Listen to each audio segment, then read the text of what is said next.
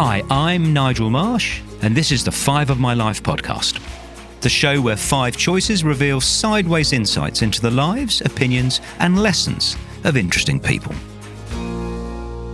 Steph, welcome to 5 of My Life. Thank you. I'm so excited to be here. And now, where are you talking from? Hobart in lovely sunny Tasmania.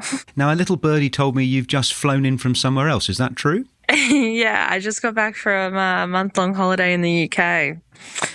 Oh, when you say just, do you mean this morning? Have you literally come from the airport or? No, yesterday, but I'm still feeling the effects of it. It's a long trip coming from London back to Australia, and there's no direct flights to Tasmania. So it was London to Singapore, Brisbane, Tasmania.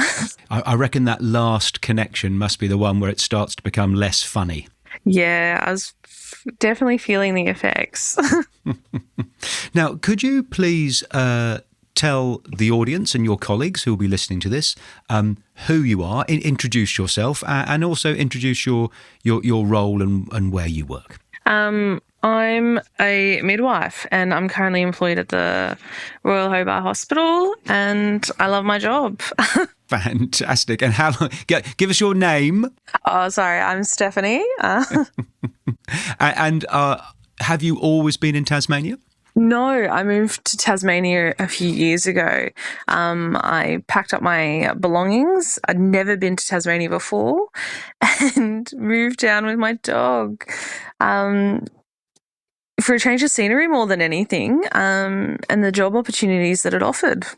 That's fantastic. And when you moved, did you have a job arranged or did you just wing it? No, I had a job before I moved. Good on you. And I have to ask, have you listened to any other 5 of My Life episodes, be they the ones on Apple or be they your other colleagues who are in this project? Yeah, I haven't listened to your most recent ones, unfortunately. I haven't had a chance, but I have listened to some of your podcasts before. And how did you find the choosing process? Initially, I was a bit sort of, oh my gosh, overwhelmed almost of trying to find things that I felt represented me the most accurately. But then when I actually sat down and did it, not too bad. It actually came out quite clearly. No, I'm thrilled to hear. And did you run it past loved ones and mates, or have you kept it secret? I think I ran it past a friend of mine, but it was a while ago when I chose them. So well, let's get into it. We always start with the film, and you have chosen Top Gun 2 from 2022. Tell us why you chose that. I mean this really lovingly as well. It's not necessarily my favourite film, but it is one that I hold significant, I guess, memories with some significant people in my life. I went and saw it twice, and the first time was with my dad, who only a couple of years ago was very, very sick. So the fact we could actually go to the movies and watch a movie and then sit down. We were early because someone read the times wrong. That was probably me. And so we could actually sit down and have a coffee. And anyone that knows my dad knows he's not a talker, but you put a coffee in front of him and he'll talk forever. So that was a very nice moment that I hold very dear. And then it was also the first movie I went to see with my partner, and I am a sucker for a movie and I often cry, but I did not cry in Top Gun 2, but I'm pretty sure I definitely saw tears in his eyes, and that was one of the things that probably led to further dates after that. Well, this is fantastic. This is exactly what I want to happen on 5 of My Life. It's not so much about the film, which, although I have to say it's a great film. I didn't like the original, but gosh, the sequel is sensational. So I'm going to ask you to explain and elaborate more on both of those relationships. So your dad, is he still with us, or? He is. He actually came to the UK with me on this trip, which was very exciting. Oh, lovely. And in that conversation, you say you don't talk often. What can you remember what you actually spoke about? I sort of just let Dad lead the conversation. I believe it was probably something about, he was telling me about a show he'd watched on TV recently, more than likely about trains and rail journeys. Is that an interest of his, obviously? Yes.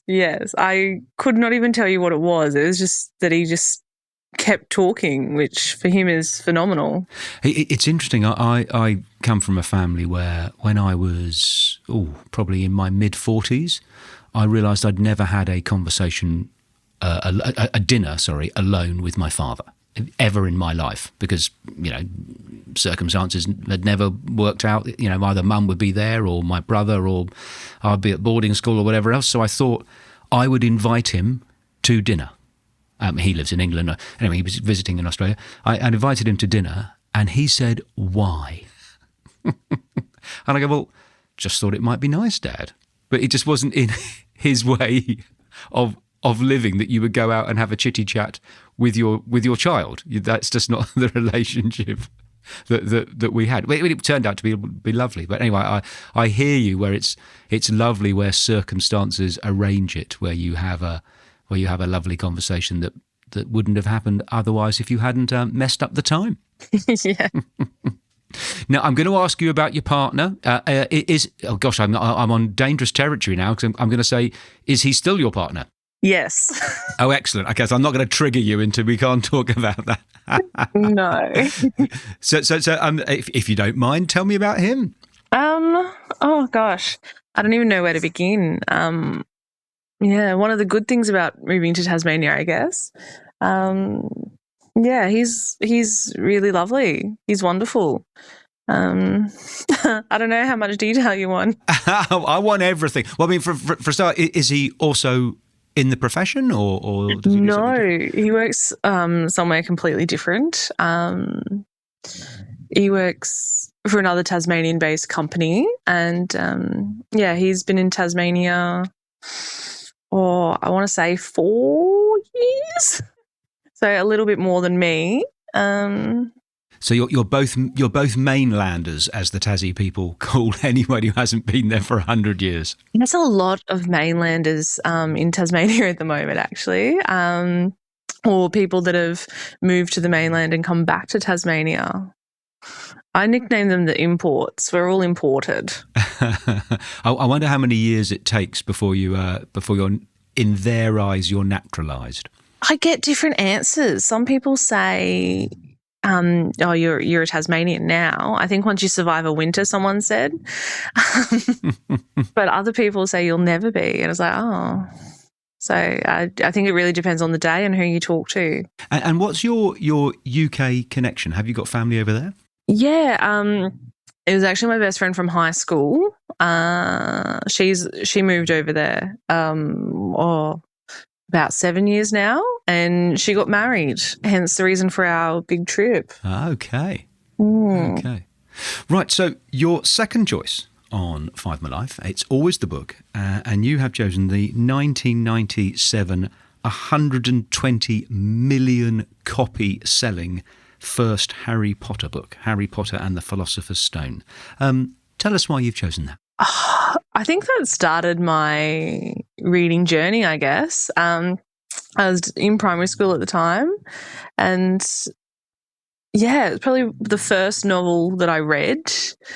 And I love that it created a different universe almost, a magic-filled imagination. Yeah, it went on to be, well, as I'm sure everyone knows, gone on to be absolutely massive, and there's definitely Harry Potter fanatics out in the world. But I just love how that book, it started my love of reading. And do you read a lot now? Not as much as I used to. I wish I had more time to read. It's definitely something I'm trying to do, but I'm probably more of an avid book collector as opposed to a reader at the moment, because I'll walk past a book in a tip shop or in an op shop and I'll get it, like as easy as that. Have you got a big tottering pile by your bed like I have? My bookshelf is overflowing. Yeah. Yeah, of books to read. So I've got 4 kids, and my eldest one is 29. And it's interesting that you chose Harry Potter, because I was thinking back to our family's experience where for him he lived through them being released sequentially. It's like it's like being alive when the Beatles were becoming famous, as opposed to now listening to the Beatles and going that, you know, they're very famous and good, but you aren't there as they're releasing each new album. So it sounds like if you read it, the first one when you were in primary school, you had the joy, which can never be repeated for a new era. So if a 16-year-old girl gets into Harry Potter now, they've already been released, they've already been made into films, except you know what's other people know what happens. Whereas they don't you have to wait for the release date. That's right. That must be amazing. So you lived through each new release. Yeah. I remember that. And my mum always used it as a reward. She's like, well, if you do well on like this spelling test or this math test, we'll get the new Harry Potter book that's coming out. That's fantastic.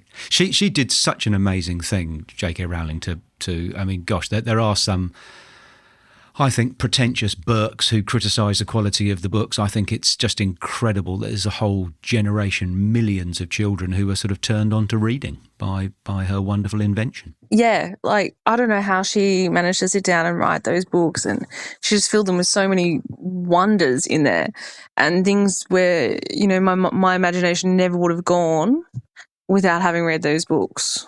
Now, you read the first one when you were in primary school. Mm-hmm. Tell us about your childhood. Have you got any siblings? Your mum, where you lived? What was your childhood like? I was very fortunate. I had a very lovely childhood. So I got my mum and my dad, and then I've got a younger sister as well.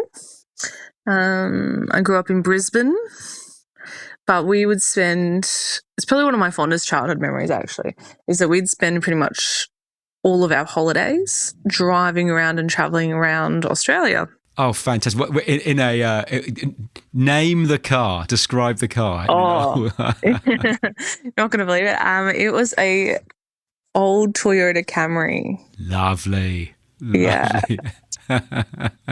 With my parents, we had, I'm twice your age, at least I imagine, but they had an old, these things I promise you existed, an old mini estate car. You guess that's like a contradiction in terms, but it's a mini that's an estate car.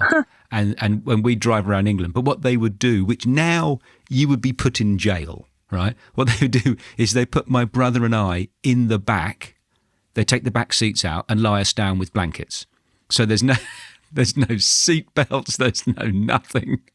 And it was great, really, really happy memories just driving around in our version of the Camry. Yeah.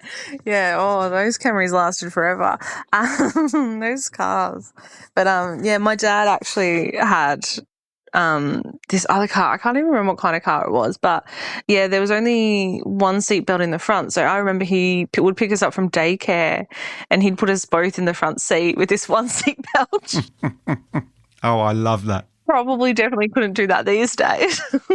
And what did Mum and Dad do? My mum worked for the government. Like, she changed her role a few times, and the organisation of her company and stuff changed a few times. So I'm still a bit hazy on it. But she used to work for the government, doing bits and pieces. It's really terrible. I don't really remember. I do know that she sort of had something to do with the medical and the dental boards of Queensland for a while, in terms of like when doctors and dentists and stuff would register for the first time or yearly. Yeah. Mm-hmm. And my dad used to work for Coles. He was a storeman. And is a storeman someone who runs a store or someone who looks after the stores where products are kept? Excuse my ignorance. Yeah, no, that's okay. Probably the second one. He didn't run the store, but he would drive the forklift. He'd unload the truck deliveries and put them on the shelves and, bits and pieces like that. More so dealt with the deliveries of products. And did that mean that the Crawford family therefore had to shop in Coles, or were you allowed to go to the other one? We definitely did do it. Well, it was before it was even Coles, actually. It was a company called Pick and Pay. Okay, yeah, right. Which was massive, I remember. And it had, sort of like, this is going back a very long time, but it would have your groceries. It had a lighting section, so you could buy like lights and ceiling fans.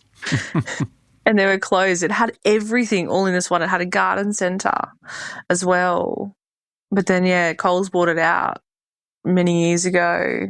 But yeah, we have been known to shop in other shops as well, though.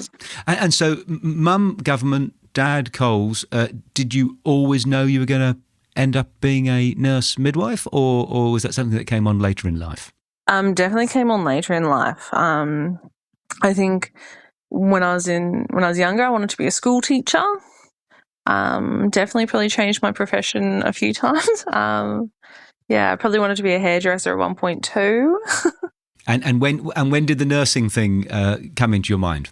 Later in high school, because I developed a bit of an interest and passion for science, but I didn't want to be working in a laboratory all day because I liked talking to people too much. And so my mum's like, have you thought about this? And yeah, that was that. Yeah, I started nursing. Well, go mum. So we have your mother to thank. And then has your younger sister followed you into the profession, or is she off doing something else?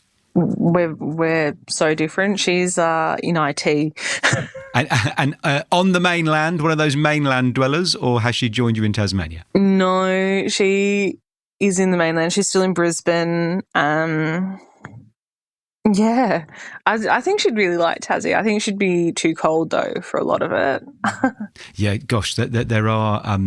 We've bizarrely got friends who live on Bruny. Oh, I say bizarrely because I'm from England, but we've got friends who live on Bruny Island, and in the depths of winter, that's not the warmest place on earth. No, not at all. I'm feeling it today.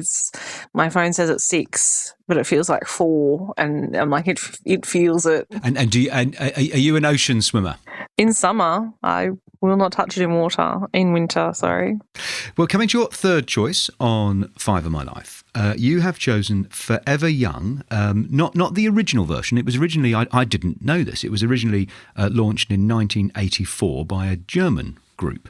But the one that most of us know is the 2005 version, the one that you've chosen by Youth Group.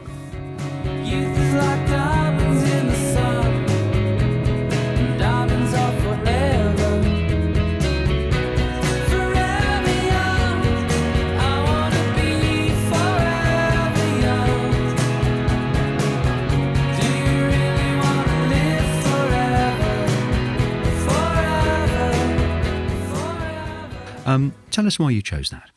I remember hearing it, and I think there'd been a recent passing of a family friend when I first heard it, and the family friend was always someone who had such passion and excitement for life, and they'd sort of died earlier than expected. And so I think this song sort of resonated with me because it's got like this message of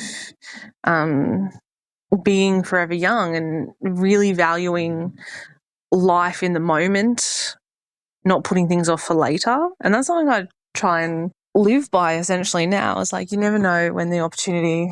I'm like, always say yes whenever opportunities come along because you never know what's going to happen tomorrow. What a fantastic attitude. Can you give us some examples? That are clear, that are PG rated, I have to say. Oh. Wow, I'm not that crazy. Oh gosh, I don't even know.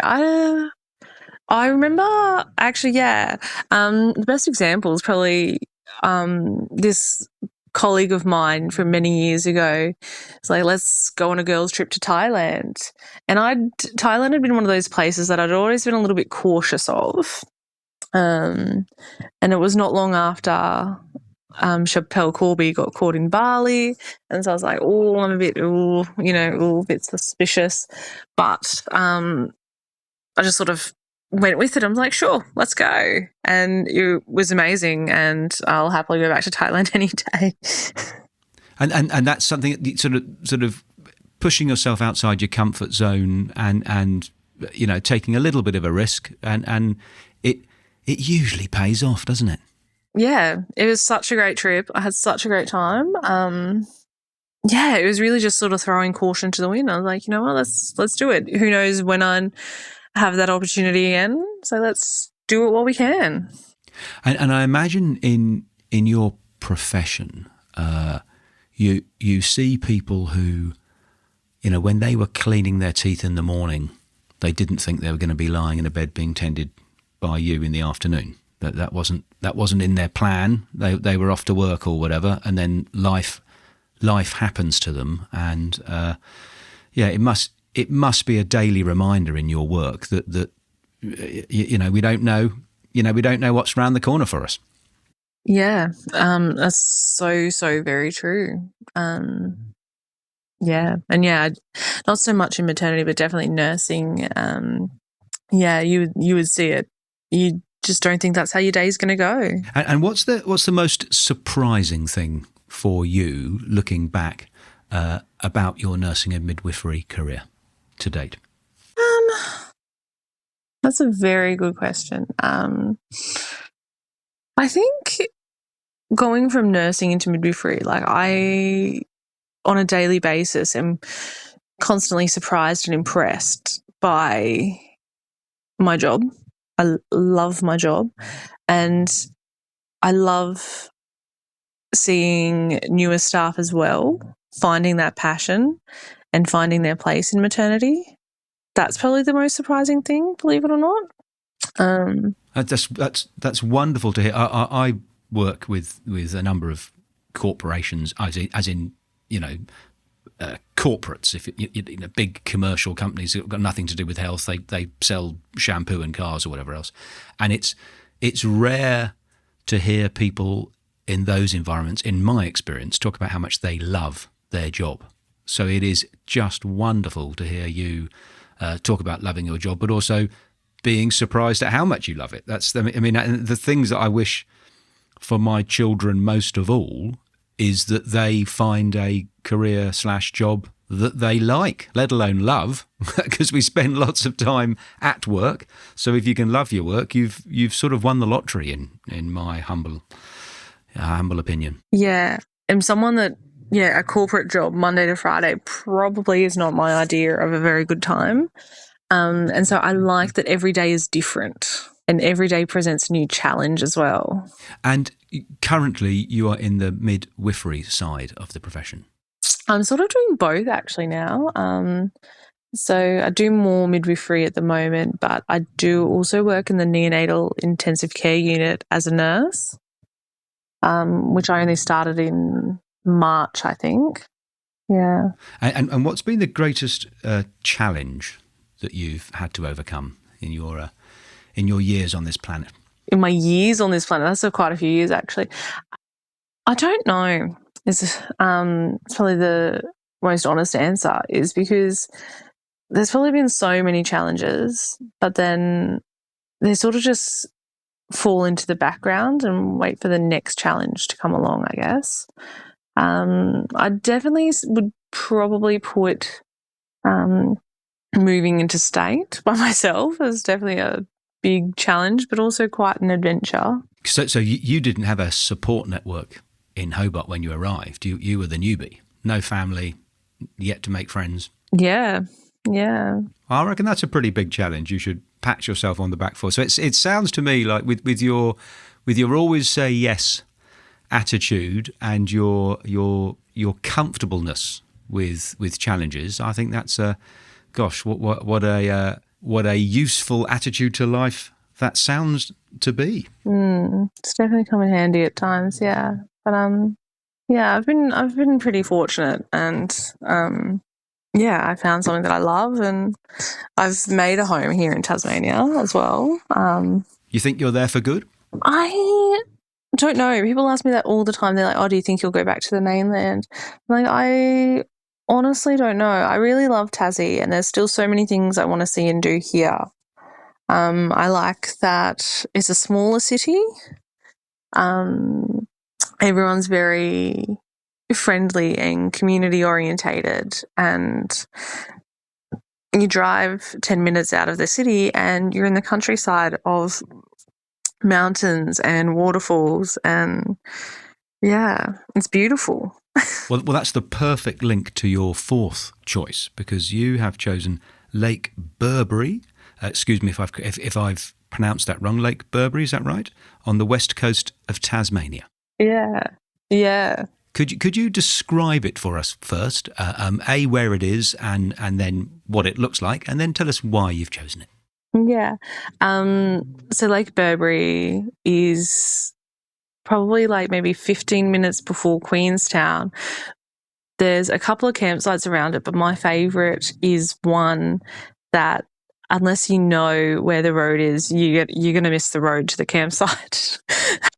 There's no signs. It's a dirt track off the side of the main road. So there's a very good chance, if you go looking for it, you're going to miss it. And the first time I went, I did miss it. And I hit Queenstown. I was like, okay, I've definitely missed it. So I had to turn around and go back and look for it. But it's, you follow this dirt path down, and there's a couple of campsites sort of on top of a hill overlooking the lake. But then if you keep following the road, you get to a low-lying area, and you basically back straight onto the lake. So you get out of the car, you can walk down the boat ramp, and there's the lake. And the campsite, how developed or not are the amenities? I mean, is there water, is there electricity, or is it really you just gone off-grid? Off-grid. There's nothing. There's no buildings or amenities or anything. And so that's great. And so you you go there with your partner? Are you camping advocates? Definitely.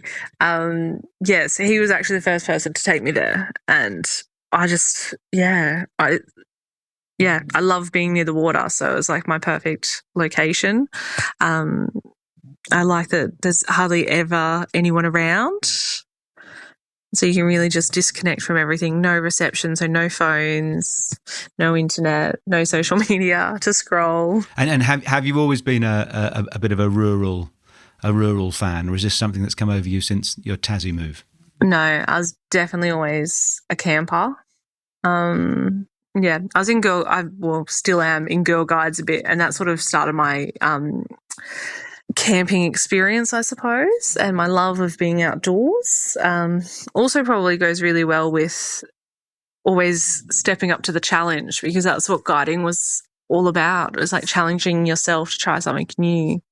My family weren't campers. My mum's rule, she'll never camp anything under 5 stars. I think my wife would get on with your mum. That's so my camping passion started in guiding, and then it's just been ever since. So yeah. And you mentioned that you were still in some way involved with the guides. What did I hear that correctly? What's involvement? Still currently. I help out sometimes. I'm not as regular as I was in Brisbane, but there's a lovely group down here that I go along to their camps and stuff to help out as an extra person, or usually the first aider, actually. Oh, good on you. Good on you. I tell you, I did with my younger son. I did the Franklin River wild water rafting trip. Wow! That's just a bit north, I think, of Lake Burbury. Gosh. Yeah. And that is that's the most wild, isolated wilderness I've ever been to, in my life. After a day, it took like 7 days. After 2 days, you were within a World Heritage area where there's literally nothing. I mean, genuinely nothing. And it's a very, well, for a city dweller like me, a very unusual experience. You go, well, there isn't even a telegraph pole or a wire or anything. This is how it was 500,000 years ago. And it's so beautifully sort of protected that if a tree has fallen over the river, I mean, you have to do it guided. You can't move the tree. You've got to lift the boat over the tree because the whole thing is, take everything, and I mean everything, out. And the lightest footprint that you can possibly do on nature. And gosh, I'm a bit of a Tassie fan, but yeah, gosh, I envy you living nearer to it than I do. Yeah. Would you do that trip again? Well, I would personally, but you you need to be warned before you do it, which maybe I wasn't paying attention. The actual nature of it, it was far harder and more raw than I thought it would be. So the campsites, I mean, there weren't any campsites. It was just like, this is where we're stopping, not here's a, here's a tap or a toilet. I mean, there literally is nothing. Yeah. And if you're prepared for that, it sounds like it would be one of those challenges you wouldn't even mention. But for me, it took a while to get my head around it. You mean I can't get a fresh coffee in the morning? You go, no. Have you ever had any interest in doing it? I hadn't, but now I feel like I do. I want to try it. Yeah, well, listen, let me know if you do and see if our experiences match up. But yeah, no, it's one of those things I'm sort of proud and pleased that I've done. Now, we're going to move to your fifth choice, and it is Bentley. Now, I would like you to describe Bentley for our listeners. Oh, he is a small dog with a lot of personality. Now, come on, you're very sparse with your descriptions. So, small dog, what type, what colour, how old? He's going to be 9 this year, so he's definitely turning into a bit of an old man. But yeah, so he's 9, or will be 9. He is a pug cross beagle, which I love the name of. He's a puggle. He's a lovely fawn colour. He used to have a black nose, but it's gone grey with his old age. But yeah, he is a little pocket rocket. His favourite pastimes are sleeping and walking. And eating, actually. He's got a few nicknames. My sister calls him Devil Spawn. She's not really a dog person. She's got a cat. We don't talk about that. But his other nickname is Dyson because he'll vacuum up the floor in the kitchen. And did you have dogs when you were a young girl, or in the family, or not? Were you pet people? No, I'd always loved dogs. My parents would never get me a dog. We had guinea pigs growing up. They didn't have as much personality, that's for sure. Is when I first moved out of home and into a share house, I had 2 housemates and both of them had dogs, and I loved it. I was like, I'll take your dogs for a walk. I'd happily look after your dogs. And then that was that. The second I got my own space, I got myself a little companion dog. And is Bentley your first dog, or have you had other dogs? No, he was my first dog. So got him as a puppy, and yeah, I feel pretty bad saying that actually because he's a bit naughty, but I'm like, I definitely did train him, but he's too smart for his own good. If you're sitting in his favourite armchair, he'll steal something from inside the house and run outside with it. So you get up, chase him, and he'll sneak back in and steal your chair. Nice. I'm liking Bentley. That's clever. I was like, yeah, he's so smart. So he knows when he's being naughty. So yeah, so I was like, I definitely trained him at some point, maybe too well, because he knows when he's being naughty. I have to confess that I never, we never had dogs as a young family, as in my mum and dad, and I've always been slightly scared of dogs, to be honest. But we, when the kids were a certain age, I got 4 kids. We, got a dog from a pound, and gosh, it took me a while. But 6 months in, you go, I love him. It was her actually. I love her, Matty, little Matty. And then, oh my Lord, we had Matty for all of the kids' childhood. So she was, they grew up with a bit like you with Harry Potter. Matty was always there, if that makes sense. Yeah. And you go, wow, what a lovely. I'm very glad that I sort of listened to my wife, who was cleverer than me, and we got the dog because I can't imagine looking back without it. I imagine the same with you and Bentley. Yeah, it was quite funny because I was still relatively young when I got Bentley, and my parents had been adamant my whole childhood, no, we're not getting a dog. No one's going to look after the dog. And then, the second I could, I went and got myself a dog. and I'd take Bentley home to visit, and my parents love him. They're dog people now. And I'm like, well, see, look, we could have had a dog years ago, but you didn't want one. Yeah. So it's quite funny how dogs have that effect on people. I think we can learn lots as humans from dogs' nature, to be honest. I love the way they don't seem to hold a grudge. They're all, you open the door and they're always wagging their tail, pleased to see you, irrespective of anything. So, I think they're bizarrely a humanising influence, even though they're canines.